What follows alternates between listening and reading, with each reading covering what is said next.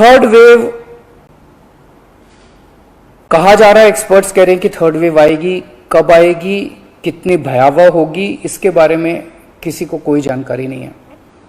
लेकिन एक जिम्मेदार सरकार होने के नाते हमारी जिम्मेदारी बनती है कि उसकी पूरी तरह से हम तैयारी करें, ताकि अगर थर्ड वेव आती है, अगर बहुत भयानक होती है, तो सरकार उस वक्त जनता के लिए तैयार हो। इसकी तैयारियां पूरे जोर शोर से दिल्ली सरकार के अंदर चल रही हैं और कल लगभग 6 घंटे तक मैंने 2 अलग अलग मीटिंग ली,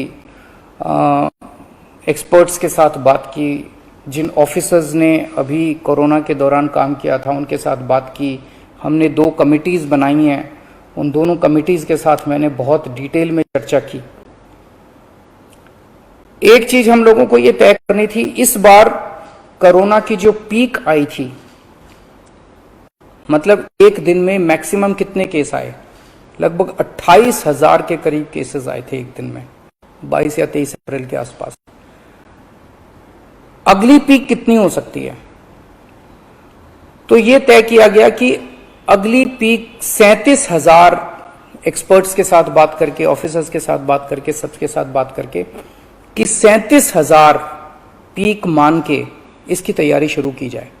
इसका मतलब ये नहीं है कि अगर इससे ज्यादा की पीक आएगी तो हम तैयार नहीं हैं, हम उसके लिए भी तैयार हैं, लेकिन एक तरह से 37,000 के बेस के ऊपर अगर हम तैयार हो गए तो फिर अगर उससे भी कहीं ज्यादा पीक आती है तो उसकी भी तैयारी हम लोग, उसकी भी, अगर 37,000 की तैयारी हमारी है तो फिर मान लीजिए और ज्यादा आती है तो उसकी तैयारी तो होगी, उसके लिए हम ज्यादा तैयार हो पाएंगे। तो 37,000 को एक तरह से बेस माना जा रहा है। 37,000 की पीक की तैयारी के हिसाब से अब सारे कैलकुलेशंस किए जा रहे हैं कि अगर 37,000 की पीक आती है तो कितने बेड्स की जरूरत पड़ेगी, कितने आईसीयू की जरूरत पड़ेगी, कितने उसमें से बच्चों वाले होने चाहिए, कितनी ऑक्सीजन की जरूरत पड़ेगी, ये सारी चीजें, अब कितनी दवाइयों की जरूरत पड़ेगी, ये सारी चीजें अब कैलकुलेट की जा रही हैं। एक पीडियाट्रिक टास्क फोर्स अलग से बनाई गई है। वो पीडियाट्रिक टास्क फोर्स ये तय करेगी कि जितने हमारे ऑक्सीजन बेड्स होंगे उसमें से कितने बच्चों के होने चाहिए, जितने आईसीयू बेड्स होंगे उसमें से कितने बच्चों के होने चाहिए। जो बच्चों के होंगे उसके लिए फिर अलग किस्म का सारा इक्विपमेंट होगा, उसका अलग किस्म के मास्क होंगे, अलग किस्म का ऑक्सीजन का मास्क होगा, उसकी सारी चीजें अलग होंगी। वो पीडियाट्रिक टास्क फोर्स बना दी गई है कल, वो अलग से अपनी तैयारी करके अपनी रिकमेंडेशंस देगी। इस बार ऑक्सीजन की बड़ी कमी हुई थी और ऑक्सीजन की कमी की वजह से हम लोगों ने देखा कि कई बार ऐसे हुआ था जब ऑक्सीजन बेड्स नहीं मिले थे, ऑक्सीजन के लिए काफी संघर्ष करना पड़ा था। अल्टीमेटली अपने को सुप्रीम कोर्ट के इंटरवेंशन के बाद, केंद्र सरकार के सहयोग से अपने को ऑक्सीजन मिली, लेकिन जब तक ऑक्सीजन नहीं मिली तब तक दिल्ली में त्राही त्राही मच गई थी।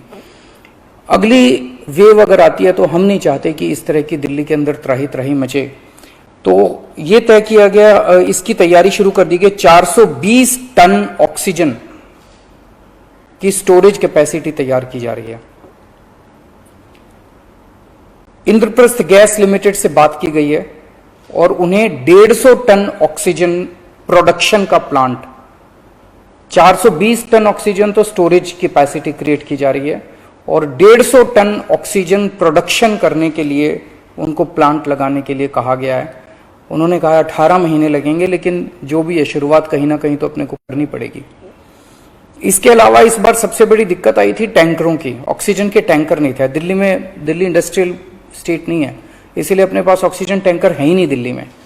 तो 25 ऑक्सीजन टैंकर्स खरीदे जा रहे हैं ताकि अगर इस तरह की दिक्कत आए ऑक्सीजन की तो हमारे पास अपने टैंकर होने चाहिए।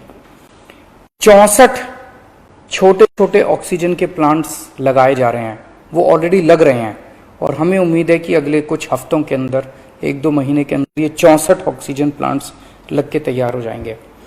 अब ये जो हमने डिसाइड किया कि 37,000 केसेस की पीक के हिसाब से हम काम करेंगे, तो उसके हिसाब से तय किया जाएगा कि कितने ऑक्सीजन बेड्स की जरूरत होगी, कितने आईसीयू बेड्स की जरूरत होगी। उसके हिसाब से फिर तय किया जाएगा कितने ऑक्सीजन सिलेंडर्स की जरूरत होगी। जैसे अभी थोड़े दिन पहले हमने 6,000 सिलेंडर चाइना से इंपोर्ट किए थे, तो और कितने ऑक्सीजन सिलेंडर्स की जरूरत होगी और कितने ऑक्सीजन कॉन्सेंट्रेटर्स की जरूरत होगी। अगले आने वाले 1-2 महीने के अंदर ढेर सारे ऑक्सीजन कॉन्सेंट्रेटर्स दिल्ली सरकार खरीदने जा रही है। दवाइयों को लेके दो अहम निर्णय किए गए। एक तो ये कि इस वेव में ये देखा गया कि व्हाट्सएप खूब तेजी से, व्हाट्सएप के ऊपर दवाइयां खूब तेजी से प्रिस्क्राइब की जा रही थी और उसके ऊपर मतलब बात फैल जाए कि ये दवाई बड़ी अच्छी है तो पूरे समाज के अंदर, पूरे शहर के अंदर, पूरे देश के अंदर उस दवाई की अफरा तफरी मच जाती है। तो एक डॉक्टर्स की और एक्सपर्ट्स की टीम बनाई जाएगी। अगर किसी दवाई की डिमांड होती है तो वो डॉक्टर्स एग्जामिन करके बताएं कि इस दवाई से कोरोना में फायदा होगा कि नहीं होगा। अगर डॉक्टर कहते हैं होगा तो सरकार उस दवाई को मुहैया कराने की कोशिश करेगी, और डॉक्टर अगर कहते हैं कि ये दवाई बिल्कुल बेकार है, इससे कोरोना में कोई फायदा नहीं होगा और लोग इसके पीछे भागना बंद करें, तो जनता को उसके बारे में जागरूक किया जाएगा कि इस दवाई के पीछे भागना बंद कीजिए। एक ये। दूसरा, जो जो इंपॉर्टेंट दवाइयां हैं उनकी लिस्टें बना ली गई हैं, उसका कितना बफर, कितना स्टॉक चाहिए होगा उतना बफर स्टॉक क्रिएट किया जाएगा। एक्सपायरी डेट्स किस दवाई की कितनी है, एक्सपायरी डेट्स को ध्यान में रखते हुए उन सभी दवाइयों का बफर स्टॉक क्रिएट किया जा रहा है, ताकि अगर जरूर, और प्राइवेट अस्पतालों के भी आदेश दिए जा रहे हैं कि वो भी अपने बफर स्टॉक्स इस तरह से तैयार रखें ताकि अगर महामारी आती है तो हम उसके लिए तैयार रहें। इसके अलावा 2 जीनोम सीक्वेंसिंग लैब्स बनाई जा रही हैं एलएनजेपी हॉस्पिटल में और आईएलबीएस में, ताकि हमें भी पता रहे कि दिल्ली के अंदर जो भी वेरिएंट आ रहा है वो वेरिएंट कौन सा वेरिएंट है, पुराने वाला है या कोई नया वेरिएंट आ गया है, और हमें इस बारे में क्या एहतियात बरतने की ज़रूरत है, हम एक्सपर्ट से पूछ सकते हैं। तो ये बहुत सारी चीज़ें कल चर्चा हुई, ये कुछ चीज़ें मैंने आपको बताई हैं और आपको यही आश्वासन देना चाहता हूं कि आपकी सरकार पूरी तरह से 24 घंटे लगी हुई है इसमें। मैं उम्मीद करता हूं कि अब कोई तीसरी वेव नहीं आनी चाहिए, उसके पहले हम कोशिश करेंगे अपने लोगों को वैक्सीनेट कर दें, लेकिन अगर तीसरी वेव आती है तो लोगों को तकलीफ नहीं होनी चाहिए, इसके बारे में हम पूरी कोशिश करेंगे। नमस्कार।